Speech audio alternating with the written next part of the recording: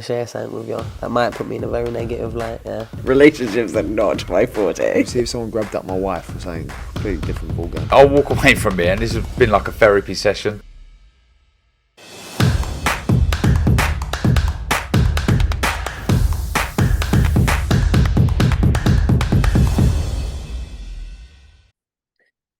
Andrew McCART, IFL TV, proudly sponsored by Everlast, and I've got to say I'm delighted to be joined by the WBO World Champion Paul Butler, all the way in Japan. Paul, how's things out there? It's all good. Obviously, the travel over was not as planned, but we got here in the end. That's the main thing. As long as you're there for fight week. The fight's on Tuesday, isn't it? So it's still, what we're talking, 5 days away, I think. Yeah, we're Thursday night here. So yeah. That's mad. What day is it at home? What's that? What day is it at home? It's Thursday. Yeah, yes, we're Thursday night. We're Thursday morning. Yeah. So let's talk about it then. You're in Japan right now. You're in Inoue's home turf, his country. His fans are going to be there. How's your feelings right now? How's your emotions right now? I feel good, mate. It's just it's a normal week at the office for me. Do you know what I mean? I'm in a different country, but not much other than that. Not much is different. Do you know what I mean? I'm still in the gym every day. I'm still ticking over. I'm still staying sharp. It's just a different bed that I'm sleeping in, a different home that I'm coming to each night. Other than that, it's same old for me. Do you know what I mean? Here 100 times before, so that's exactly what I said before I pushed record. There, it's nothing new to you these fight weeks. You've been a world champion. You've been the IBF world champion. You've lost the world title. Now you're the WBO world champion. But you're facing a champion probably who's pound for pound number one, which is something you haven't done yet. He's a monster. A lot of people talking about how dangerous he is. He can move up to the super bantamweight, maybe even go up to featherweight and do the same thing to these guys. When you hear all these guys talk about Inoue in that sense, how are you the man to hold him in his tracks? What do you need to do? I just need to be switched on for 36 minutes. I can't switch off at any moment. But if you watch some of his fights that haven't gone early, there's gaps there, and there's plenty of them as well. You've got to sit down. Obviously, most people are watching him as a fan. I've sat down now and I've watched him as an opponent. Previously, I've always watched him as a fan, but I've sat down, I've watched him, and there is gaps. Sit there and watch the Donaire fight. Sit there, Neves fight. There's a few fights, the Maloney fights. There's a few fights where, all right, he's won them all, and he's stopped most of them as well, other than the Donaire first one. But you can't say it's a blueprint because he doesn't beat him. But look at the Donaire first fight with him, and I think there's plenty of gaps, and there's plenty what you can see there. I think his throwing hand very good, but look at his non-punching hand when he is throwing it's down. He's not very, very comfortable on the ropes. But listen, that's down to the person that's in front of him. I think I've got to be confident on the night. I've got to sometimes take risks, and I've got to try and push him back. I've got to try and get him on the ropes. I've got to try and get him in uncomfortable positions where he may not have been before.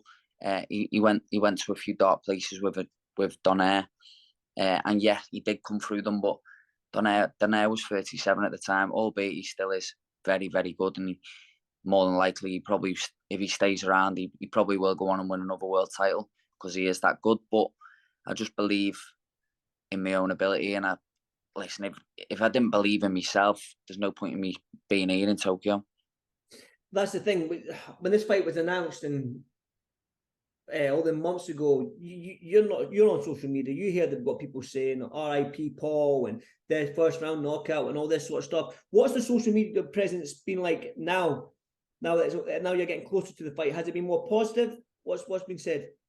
Yeah, it's been a little bit more positive. Just people saying, "Oh, he's got big balls going over there to box Inoue in his hometown." But listen, isn't that what we're all in the sport for? Isn't that what we're paid to do? Is fight. And listen, I never turned pro to win a world title and then say, jack that, I'm not boxing him because everyone calls him the best and everyone thinks he's the number one pound for pound. what am I in the sport? There's no point in me even putting a pair of gloves on. Do you know what I mean? If you're not in the sport to challenge yourself and be the best of your ability and challenge the best in the sport, and I'm not just talking my weight, arguably he's the best pound for pound out there. So I'm doing something that every single professional boxer out there wants to do, and I'm getting that opportunity. When you mentioned the world champion and jacket in, did it ever cross your mind as a young fighter growing up, even when you became the IBF world champion all them years ago, did it ever cross your mind fighting for the undisputed? I mean, it's only been done 6 or 7 times in the 4-belt era. You could be the 8th man in the history. So there's a legacy, there's history to be made, Paul. Did that ever cross your mind when you won the IBF title or when you won the earlier titles in your career? Never for the undisputed, mate. Never thought I'd actually challenge for all the marbles. Unifications, yeah, that was always a goal of mine.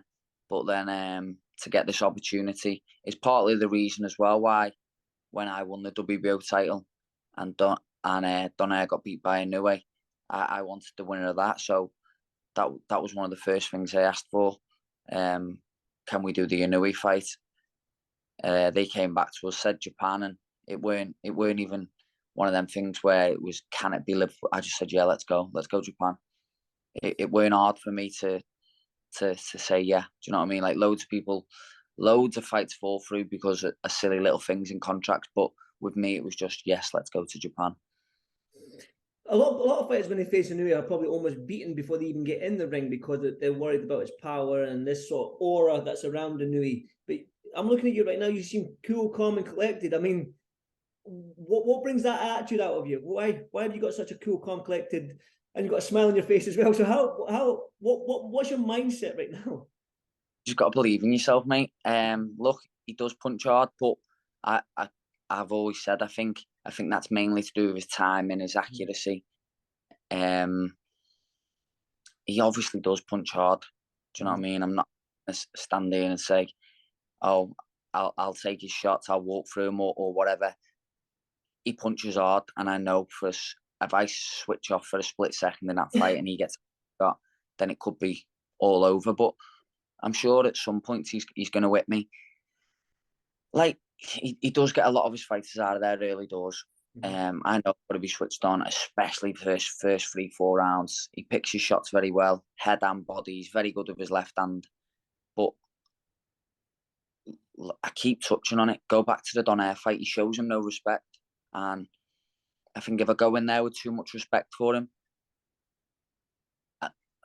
I'm letting him do his own work then. The more he touches you, the more he finds gaps, the quicker he'll take it out. So I've got to go in there. I've got to get my game plan off. We've been working hard in the gym, so why shouldn't I have a smile on my face? And I'm confident. I'm quietly confident I can go in there and upset it. I think let me grow into the fight. Let me get to where I want to be in the fight, and we'll see where we go from there. You mentioned it's 36 minutes to stay switched on. It's 36 minutes in a fight is a long time. So is discipline, big balls, and showing Inoue no respect sort of like the mentality you have going into this fight? Yeah, 100%. Obviously having big balls and showing him no respect, but I've still got to be clever with that as well. I can't just walk in and think, right, the hands are going up and let's go with him. I can't, because like, look, that's exactly what Rodriguez done with him in Scotland. Rodriguez, I'm going to give it you. You've come up from super flyweight. I'm going to walk you down. I'm going to beat you up. And look what he done after the first round. I thought Rodriguez won the first round. He adapted. He went back the corner. He sat down. He went to the head, dropped into the head and finished into the body. That's how good he is. So I think you've got to be very, very intelligent with what you do. And I think Donaire done that the first time they boxed. Like I said to you, like, I'm not want to get ahead of yourself. Obviously, it's a tough fight for you out in Japan facing Inoue, but you become undisputed, Paul. What's next? Do you go up to super bantamweight? Because obviously you're the number one dog at bantamweight. There might not be enough fights out there. Maybe going up in weight, becoming a 2-weight world champion. I mean, the goals just keep going and going and going. I know fighters set themselves to become a world champion, unifications and whatnot, but I mean, it's crazy to think that if you win this one fight, where your career can end up. Yeah, I haven't really thought about it, to be honest. I'd go. I don't think I could do super bantam. I do think I'm too small for it. But money talks, and if there was a huge fight up at super bantamweight, then why not? But I do think bantamweight is my limit. I know the WBC have already made Maloney and Donaire for the WBC title if it becomes vacant. So I wouldn't know what would happen there if I was to win, and maybe I'd get put with one of them. I'm basically writing my own checks then, aren't I? That's it. Listen, that's almost what, like, it's a dangerous sport. So you've got to keep your faculties, make your money, and then enjoy the rest of your life. But like I said, it's a tough task for you against somebody like Inoue. I know you're going to head off to the gym shortly. So one final one from me then. What's going to happen on the 13th? Box the ears off of me, and I walk out undefeated champion. I'm telling you. I believe in myself, and I believe, honestly, if I get through the first 3 rounds with him, I've got to be smart, especially in them first 3 rounds, because he is dangerous. And I talk about the first 3 rounds not because he's going to come out and he's going to put it on me.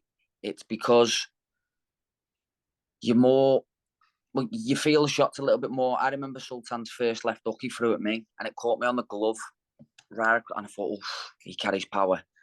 By the time I got to the 5th, the 6th, the 7th round, 8th round, he was hitting me clean and flush on the chin, and he couldn't hurt me. You sort of grow into the power, you become numb to it. So I think if I get through them first few rounds and he hasn't hurt me, then we'll start building into the fight, and we can work on the stuff that we have done in sparring. Paul, I wish you all the best of luck, mate. I hope fight week goes smooth for you. Training goes well. Press conference weighing goes well for you, and obviously fight night, man. Listen, good luck with it, mate. I know Joe Gallagher, I know he'll have a game plan in his head. I know you're both working hard on it. So, like I said to you, man, good luck, all the best, and hopefully I'll catch you after the fight. Cheers, mate. Nice one. Cheers, Paul. See you later, mate. Nice one, mate.